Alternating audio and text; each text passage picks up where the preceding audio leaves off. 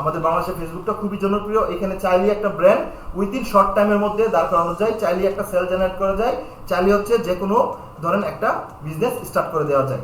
তো ডিজিটাল মার্কেটিংটা কি সেটা সম্পর্কে একটু ধারণা নিয়ে আসি। ডিজিটাল মার্কেটিং হলো এমন একটি প্রক্রিয়া যেখানে ডিজিটাল চ্যানেল ব্যবহার করে পণ্য বা সেবা প্রচার করা হয়।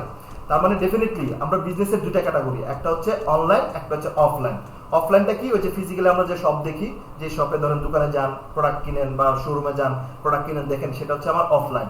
অনলাইনটা কি, আমার একটা ওয়েবসাইট থেকে, আমার একটা বিজনেস পেজ থাকে, যে পেজের থ্রুতে আমরা ইনবক্স করি, করলে হচ্ছে মোটামুটি আমরা ওইখান থেকে কোনো প্রোডাক্ট বা সার্ভিস কিনতে পারি। সো 2025 সালে আমার হয়তো আপনাদেরকে অনলাইন আর অফলাইন বোঝানোর কোনো প্রয়োজন নাই, কারণ 2025 সালে আমাদের প্রত্যেকেরই কি একটা করে ফেসবুক প্রোফাইল আছে। সো একটা করে ফেসবুক আইডি যদি থাকে, সেই ফেসবুকের থ্রুতে আমরা বিভিন্ন নানান জিনিস দেখি, দেন দেখি পরে আবার অনেকগুলো কেনাকাটাও করি। কিন্তু সো ওই কেনাকাটাগুলো কেন করি, কিভাবে করি, কে মানে আমাদের কাছে এই প্রোডাক্টগুলো আমার সামনে কেন দেখায়, সো এই লটস অফ থিং কিন্তু আপনার এখানে কি থাকে, একটা জানার বা কোশ্চেন বোধক তৈরি করে যে ঠিক আছে, আমি তো শুধু ফেসবুক ইউজ করি আমার বন্ধু বান্ধব, ফ্রেন্ড সার্কেল বা হচ্ছে আমার পার্সোনাল ইউজের জন্য, আমি তো এখানে কোনো প্রোডাক্ট কিনতে যাই না, আমি তো এখান থেকে কোনো কিছু করতে চাই না। বাট তারপরে যখন সামনে চলে আসে কোনো একটা অ্যাড, তখন কিন্তু একটা প্রোডাক্ট আমরা ইনডিরেক্টলি বা ডিরেক্টলি কিনে ফেলি। কেন কিনে ফেলি, দেখে ভালো লাগছে, এটা খুঁজতেছিলাম, এটা ফিজিক্যালি পাই না, এটার দাম হয়তো অনেক বেশি, অনলাইনে অনেক কম পাচ্ছি।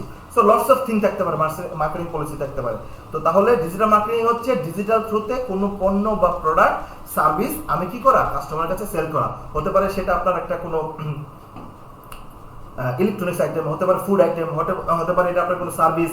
সার্ভিস হলে কি, আপনি ভিডিও এডিটিং পারেন, কথার কথা আমি যদি ধরি, তাহলে আপনাকে একজন যদি আপনার থেকে যদি 5টা ভিডিও বানায় নেয়, যে ঠিক আছে ভাই আমি আপনাকে 5টা ভিডিও বানাবো, ঠিক আছে আপনার 5টা ভিডিওর জন্য কত রাখবেন, তখন আপনি কিন্তু 5টা ভিডিওকে দিতে পারেন যে কেউ যদি 5টা ভিডিও নেয় 5,000, 10টা নিলে 8,000, তার মানে যত বেশি নেবে তত প্রাইস কমতেছে।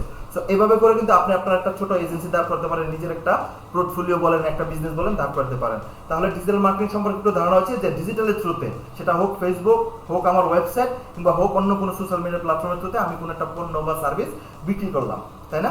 তাহলে ডিজিটাল মার্কেটিং সম্পর্কে এতটুকু আশা করি ধারণা আপনাদের হয়েছে।